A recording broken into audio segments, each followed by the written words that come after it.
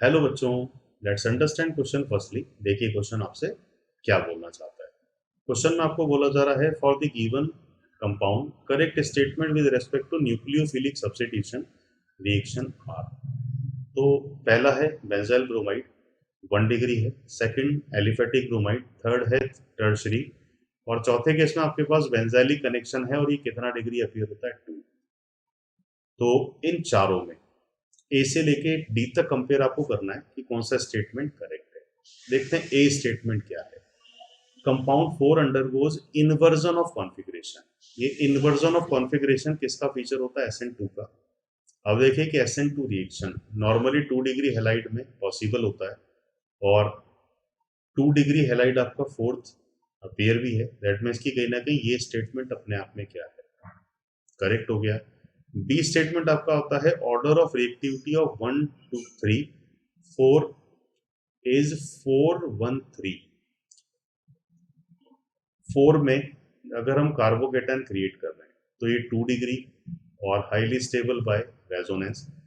1 में अगर हम कार्बोकेटाइन क्रिएट करेंगे तो एक तो ये 1 डिग्री होगा बट बेंजीन से कनेक्टेड तो स्टेबल बाय रेजोनेंस। और तीसरा कंपैरिजन है आपका थर्ड से, जो सिंपली कितना डिग्री कार्बोकेटाइन बना रहा है, 3 डिग्री। तो इनमें से हम कह सकते हैं रेजोनेंस जो फैक्टर्स हैं ये डोमिनेट करेंगे। तो अगर रेजोनेंस फैक्टर को हम कंसीडर करें तो बेंजाइल से ज़्यादा 3 डिग्री का कहीं ना कहीं स्टेबिलिटी ज़्यादा होता है। तो ये स्टेटमेंट आपका इनकरेक्ट हो गया। अगर हम करेक्ट की बात करेंगे तो 4 के बाद आना चाहिए 3 को और 3 के बाद आना चाहिए 1 को, ये करेक्ट ऑर्डर होता है। सी वाला ऑप्शन आपको दिया जा रहा है 1 and 3 फॉलोज SN1 मैकेनिज्म। तो 1 और 3 carbocation stable by resonance and 3 degree में तो डोमिनेटली SN1 ही होता है, तो ये स्टेटमेंट सही है।